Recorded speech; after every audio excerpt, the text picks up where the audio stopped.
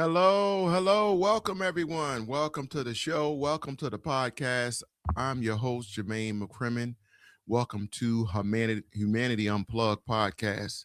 And we'd like to thank you guys for being here, stopping by one more time. And again, we'd like to give honor to the Most High who provides us with the wisdom and knowledge, also the understanding on our purpose on life. It's very important for us to understand what we need to be doing so that way we stay in conjunction in God's favor. I want to thank you guys for all the social media comments, for everyone joining, everyone sharing on TikTok. We thank you guys for doing what you do on all the shorts and all the videos. Today is Tuesday. It's about 3:30 in the afternoon, and yes, I'm getting on to give you guys that information. We have a great outpouring on the last episode, Men of Color in America. So we're going to continue to give you the Men of Color in America Part 2. And bringing you guys this was a little difficult. First, I want to give a shout out to all my hardcore listeners, the day ones, the one and done ham, wrapped it up with some cheese and didn't have no bread. We just took it down like that. God bless you. We really appreciate you guys for being around and sticking with us through all our tough times. In this episode, guys, I don't like doing videos, and I really appreciate the love I receive when I do talk. And I'm going to talk a little bit today. I might play a video no more than about 3 to 4 minutes, but it's so intriguing, the video on why men of color in America doesn't finish college, or just men of color in America, period. What's going on with us? And a lot of times we need to get to the beginning of what really took place. So in this episode, I'm going to definitely go back, and I have to go back. And it's not that I want to, and to keep reissuing or keep going over something that people have said in the last 40 years, 50 years, but the impact that it took. And we're still trying to recover from that mighty impact. And we got to understand that this happened for a long period of time. And sometimes we don't realize that you don't change history in a couple of decades. You can't do it. It's impossible. So we're going to jump into it, and we're going to get busy, and we're going to do some things and let you understand where we at. So for all my people all over the world, Ukraine, United Kingdom, India, Russia, everyone in the United States, we salute you and we thank you guys for your support. Again, I'm your host, Jermaine McCrimmon. Welcome to the show. This is Humanity Unplugged Podcast, episode 121. First off, we like to say thank you, because I think everyone's journey is already written in stone. Men of color, our journey is written already of what we had to go through and what we have to continue to go through to get to where we need to go. I want you to understand that when slavery came out in the early 1500s, we were already striving. Men of color were already striving. We was in our own area doing what we do, supporting our families, with no real existence underneath anybody. And I need to make that real clear. We were already striving. We were already in our own habitat, taking care of our family. We were shipped and brought over to build someone else's land at that particular time. And some of you are going to tell me, oh, you wrong. We were here. Put it in the comments. I don't care. This is my perspective. I could be wrong. Do your research. But clearly, it tells you we were shipped over. It's clearly documented that we came over by ships. Clearly. So I'm not lying. But if you think I am, whatever. Do your research. This is all my information on what I believe, what I feel, and my research. We were brought over. We were sold. We were hung. We were executed. We were murdered. Our wives were raped, molested, incest, slave masters, sleeping with our wives, selling our kids, putting them in the fields, just monarchy at its best. People still being hung to this day. So I want you to understand that depression, that impact mentally on men, a woman being forced to see her man ripped apart by a horse. It's unbearable. Feeding our kids and our ancestors out of hog troughs, these hollowed out wooden troughs that they feed the hogs out of. They fed human beings from it, putting us on fire and castrating us and cutting off our genitals as men and telling our women that they could never depend on us. It does a psychological effect on generation after generation after generation. And I want you to understand or try to imagine that, yes, we are past that area. And yes, we're not into that exactly now, but that which has happened has caused a domino effect in our community, in the Black man and what he needs to be doing, his fear on succeeding. I want you to understand that in those days, other nationalities were being taught to be businessmen, to support their family by having their own business, to support their family by creating some type of revenue land that they can live off of. At that time, we were the land to live off of. You broke our backs to get your millions of dollars. You killed and you raped and you did what you did to get what you wanted off the backs of men of color. So we wasn't taught that. Most of the people that were in slavery couldn't read, write, and go through on many things. There were the few. There were some people that could provide and do things and teach the slave masters' families how to read, write, and mathematics. Those were the basic things that some people of color were privileged to have, but majority of them could barely write, read, spell, math. That wasn't it. So in that time to have land, in that time to have any type of structure in the house, it was unheard of. People go back in time and they talk about soul food and things of such. We were given the mere scraps. That's why you say pig feet and you say chitlins, the intestines, and they used to call it cripe. I think it's tripe, the stomach of either the hog or the cow. I think it's the cow, and the tail of the cow. We didn't get the pieces of the animal that was for consumption.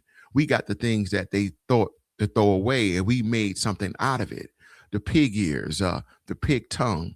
We did things to make it some type of delicacy to feed and nurture our family. When things got bad, we made other items out of it, and this is how we progressed over time. We was able to take things that people threw away and we made out of clothing and we made an outfit out of it. I'm not here to give you a history lesson, but I am here to get your mind in the understanding mode of what took place and how you can't change 400 years of slavery in 5 decades. I'm sorry, you just can't do it. So, men of color or people of color were under a Great Depression. Psychologically, in our communities, it was rough. Coming out of that, remember, we got the chance to vote. We wasn't even able to vote. Everything takes time. Women then got their right to vote. Remember, bathrooms were separated. We didn't have anything. We had to earn everything. And now, as we fast forward, we have so many distractions to help compensate or to help further push us back behind by dropping in the drugs in the community, putting the alcohols all near the schools, the liquor stores near the schools, pushing drugs in our community and liquor in our community to try to entice our future to go astray. This is what happens in the communities where men of color are. So when we look at the bigger picture on why men of color are struggling in college or completing, this goes further back than you can imagine. And now is being statistically proven in the 2000s decade that men of color are dropping numbers in college or successfully entrepreneurship. Remember, for us to own our own, we have to be taught the game of being an entrepreneur, ownership, having your own business. That's not what was taught to children in 1974. In 1968 and 63 and 62, 50s, they wasn't giving black kids books to read. They were giving them guns. They were giving them toys to play. They wasn't at mom and pop store selling candy or showing them how to be an entrepreneur or build a family generational wealth. That wasn't being taught to young black men and women in 1950s and 40s. No, that wasn't being taught. You wasn't giving a child a book because half of the parents back then couldn't read. When you look statistically into what took place over time, we're just catching up. It's no excuse. I'm not saying blame that. No, I'm not saying that. Don't get me misinterpreted. I'm not saying that at all. I'm just telling you about the facts that need to be accounted for. It's not like every generation or every nationality went through 4 million black people being executed. That's what really happened. 4 to 4.5 million blacks were killed during slavery in 400 years of it. This didn't happen 2 years, 3 years. This happened for 400 years. It's documented. This is nothing that I'm making up. I'm not assuming that. I'm not guessing the numbers. They got pictures of black men and women being hung from trees, and people are standing in front laughing. Kids are smiling. Some of the antics and some of the things we celebrate in America, like barbecue. Do you really know what that stands for? There's so many different things that we have not opened our eyes to see and understand how it's still impacting our community. I had to do the part two just to get you guys more informed on a lot of the things that's going on. One of our great civil rights leaders passed, Reverend Jesse Jackson. He passed. There was no real media coverage on it. That should have been a 2-day, 3-day event on all news, but it wasn't. This man brought together people, not just people of color, people. And it was overlooked. So I want you to know, and I want you to understand that when you raise a child in the 50s and 40s and they don't have the know-how, when they grow up, they're going to repeat the feature of what was taught to them. They're not giving their kids a book. They're not taking their kids to work with them to show them how to be an entrepreneur, raise to have a business, have land, eat off the land. Back in those days, you were shamed upon to work on a farm, but you were actually creating generational wealth. Do you know how many kids that are 20 to 30 don't know what a hammer look like? Know how to put a hammer to a nail and bang it into a wood, or pick up a drill and know what a drill bit is, or know what a snake is. And I'm not talking about an animal, or organ, a screwdriver, a Phillip head, a four-way, a level, a spatula. They don't know. They have no clue. And it's because it wasn't taught to them. So it's so many people, 80s babies, 90 babies, that were having kids when they were kids. So they didn't teach their children anything. The bare necessities were taught. So generational wealth was never taught. It was never impacted in our communities. And even when it was on a negative value as a drug dealer. Showing love in the community as a drug dealer. Putting their cousin on to sell drugs illegally. That was the closest of generational wealth was being pushed in Harlem. Let's be real. This was not what they thought. When Nixon allowed drugs, allegedly, to be pushed in Harlem and all over it was to set us back. And it did. When crack hit in the 80s, hello, somebody, it took people out.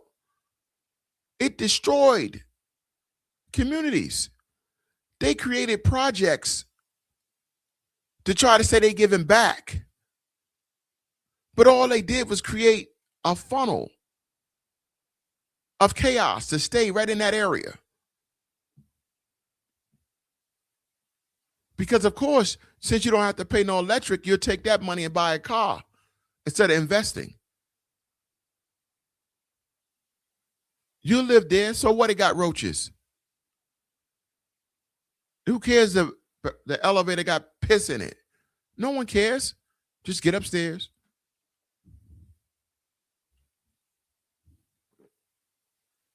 The heat worked. Hot water was there. And you made do. It wasn't the best, but it damn sure wasn't the worst. We have to understand that this took place for over 400 years. And it doesn't change in 100 years. Not that fast. What I'm going to give you for the last 7 minutes, and maybe it won't be for 7, but I'm going to play a little bit of it.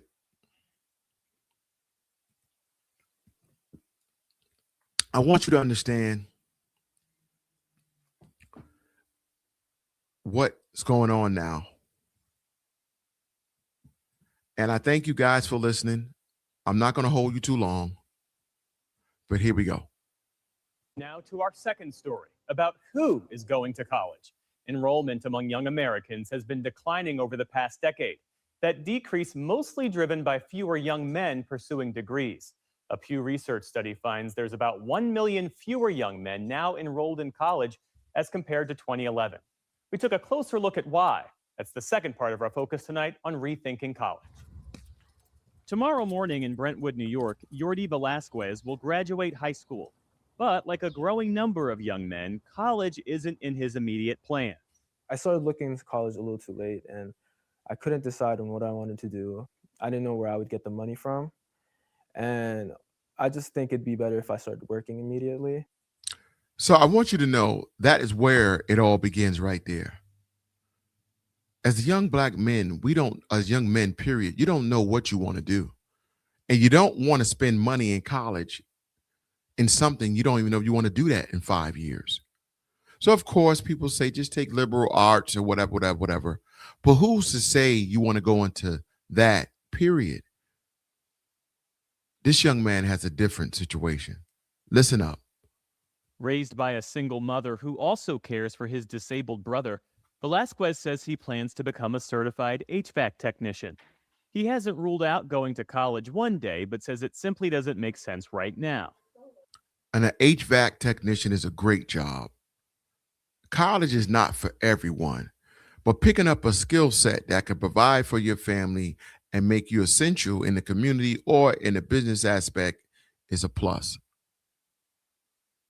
The fact that I'd have to pay, even though I don't know what I want to do, and that I might not even get a job in the field that I want.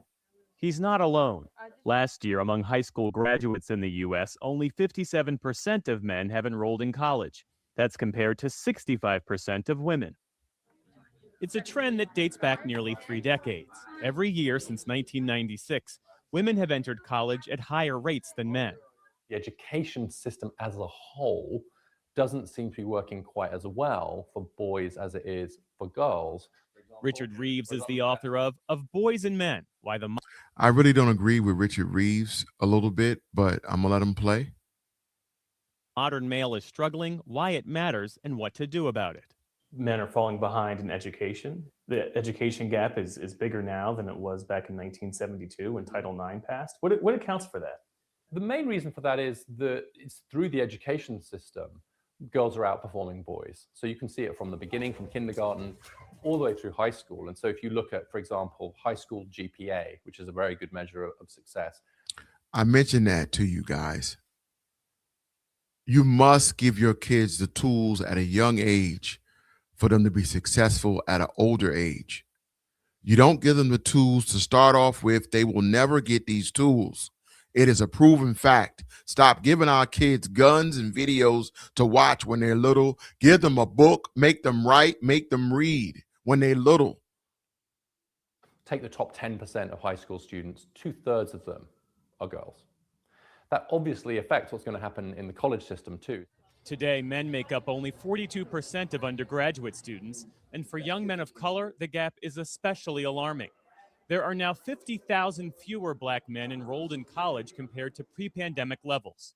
I think that college is becoming a tough sell for a lot of men, not necessarily because college isn't a compelling idea, but rather because there are so many other competing factors that might be equally, if not more so, desirable. Roderick Carey is an assistant professor at the University of Delaware. He studies how Black and Latino adolescent boys experience school. Carey says for the young men he works with, problems often begin long before college. Black and Latino boys grow up in a society that stereotypes them as non-academic, as socially threatening, and many of those types of stereotypes shape how their educators engage with them in schools. More women than men now have college degrees, according to U.S. Census data, and they're more likely to graduate within 4 years compared to men. It's led some colleges to target male students as a group in need of extra support. We're not pretending the problem doesn't exist. We're trying to address it head on. Jonathan Coppell is president of Montclair State University. How do you craft a program that works Listen up to this, to guys. help men that doesn't come at the expense of women? Oh, I don't think that this is a matter of either or, and I don't think this is a matter of putting the needs of female students second. I think it's a matter of asking the basic question, why do we see differential graduation rates when we sort by gender and race? And that's where you really start to see this gap widen. More than half of Montclair State students come from underrepresented groups, and men make up just 40% of total enrollment. So what are some of the consequences if more young men choose not to go to college? There's so many consequences. I don't think that means everybody should get a 4-year degree. I don't think college is for everyone. But if you look at the data says in terms of income, in terms of health, in terms of happiness, in terms of life satisfaction, your odds are better with a 4-year degree. In 2022, Montclair State launched what's known as the Male Enrollment and Graduation Alliance, a task force that's now developing programs that aim to recruit and retain more men. So if you're experiencing any level of instability in your life, you are not alone. Danny Jean, the university's assistant provost for special programs, helps lead the initiative. Last spring, he welcomed 300 high schoolers from nearby cities in New Jersey. For many, it was their first time on a college campus. Please give all of them a round of applause. For Gene, who grew up in inner-city Newark and later earned a PhD, it was a chance to share his own story. I'm going to tell you guys, man, I hate to stop it, but I have to. I really enjoy watching and listening to stories like this. We're at the point where I have to let you guys go. If you guys want a part 3, please let me know and we can continue this conversation. We love all of you guys. We thank you guys for stopping by one more time and again.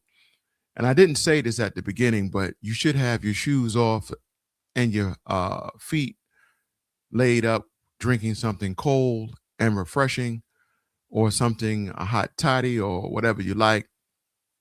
I'm your host, Jermaine McCrimmon from Humanity Unplugged. And this is an ongoing issue. We can only ask that you got to start them up young. Put the time in when they're young, and they will not go astray. They will find their way. Statistics show that. God bless everyone. Peace.